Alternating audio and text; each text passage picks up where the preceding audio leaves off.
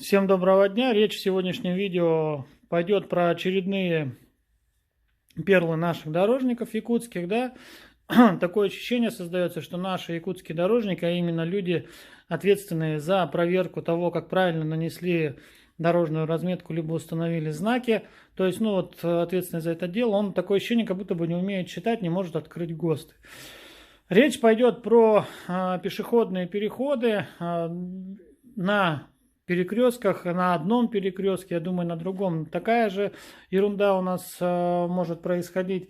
Но вкратце сразу скажу, пешеходные переходы бывают трех видов. Это надземные, которые над землей у нас, где в районе столичного рынка, да, подземные, подземных, к сожалению, у нас нет, и наземные.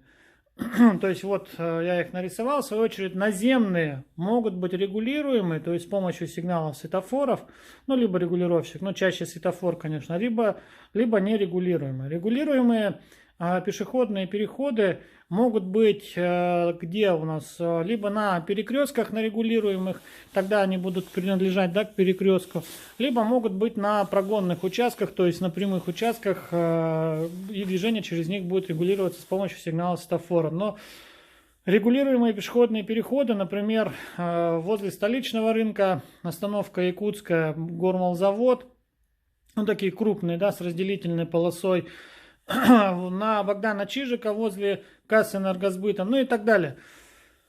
То есть, смотрите, как у нас должна наноситься вообще разметка. Разметка на прогонных пешеходных переходах должна быть не менее 4 метров.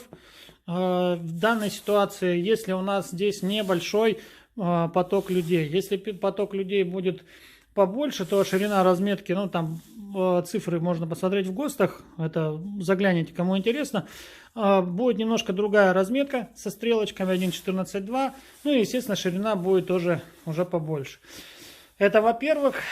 И знаки устанавливаются либо возле самой разметки, либо не более чем на расстоянии метр от разметки.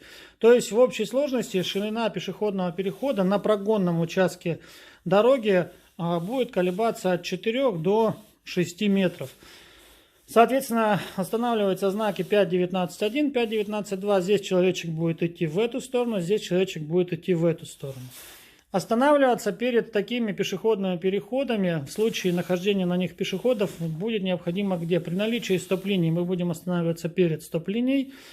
Когда стоп-линия у нас не видно, ее может дублировать знак 6.16. Про этот знак мы уже говорили.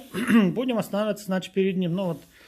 Вот так, да. Если у нас стоп-линии не видно и нет знака, мы будем останавливаться непосредственно перед знаком пешеходный переход. Соответственно, люди, переходя вот здесь вот дорогу, невзирая на то, что не идут по зебре, будут считаться, что они тоже переходят по пешеходному переходу, и им надо будет уступать дорогу.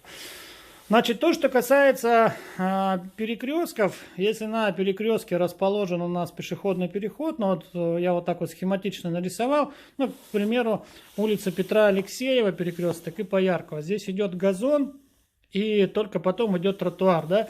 Тогда пешеходный переход делается по ширине тротуара, либо там пешеходных дорожек, но в этой ситуации он должен быть не уже, чем 3 метра. Знаки устанавливаются, также на некотором расстоянии, или же могут устанавливаться прямо в начале, вот здесь, перед разметкой, сразу же за разметкой, показывая его границу. То есть он должен быть не менее 3 метров. Это первый нюанс. У нас наши дорожники страдают столбизмом и нередко устанавливают знаки либо на опорах освещения, либо на опорах, где у нас есть светофор. И в итоге получается у нас, если мы уже с вами знаем, если разметка противоречит дорожным знакам, мы руководствуемся дорожными знаками. Выходит пешеходный переход у нас будет вот такой, там буквально порой до полуметра всего шириной, что, естественно, не соответствует ГОСТам. Это грубое нарушение установки дорожных знаков. Но к чему я начал сегодняшнее видео? Сейчас мы поедем на перекресток Кальвица с Дзержинского, и там знак стоп, заменяющий стоп-линию, знак 6.16, да, У нас он очень актуален. Зимой стоп-линия стирается не видно. Мы останавливаемся возле знаков стоп. Про это мы и говорили. Даже был материал на ЭКТ.ру от журналиста, да, посмотрел мое видео на моем канале в YouTube, да, и сделал материал на ЭКТ.ру. Так вот, там очень был интересный начальник от САФАП комментарий, да, но про это я промолчу, пусть на его совести будет, но тем не менее на большинстве перекрестков вот эту стоп-линию привели в норму совместно со знаком. Раньше они разнились, а камера была настроена на стоп-линию. Стоп-линия была, допустим, вот здесь, знак стоял вот здесь. Получается, ну я уже говорил, что если знак противоречит разметке, мы руководствуемся знаком. Те, кто выезжал за стоп-линию, которая была раньше расположена здесь, останавливался возле знака, автоматически приходил незаконный штраф. Но речь не об этом, это как бы к общему, да, разговору. Сейчас поедем на перекресток и посмотрим, как там расположен вот этот вот знак. Я не знаю уже, ну, насколько надо быть безграмотными людьми, чтобы вот совершать такие промахи, да, в своей работе. Говорил неоднократно, наши дорожники страдают столбизмом. Вот он у нас знак 5.19.1, вон 5.19.2, да, вот эти вот знаки, показывающие границу пешеходного перехода. То есть на Кальвица пешеходный переход, его граница будет вот от этого столба, потому что под ним висит знак. Вот он, да. И что мы с вами видим?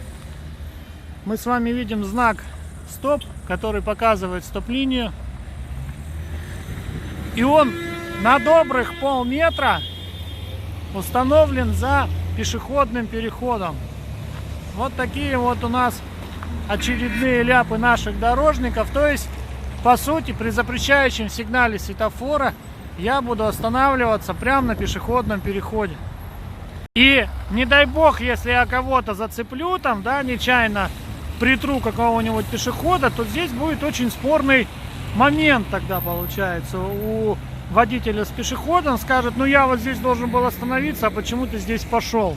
То есть, ну такого быть не должно ни в коем случае.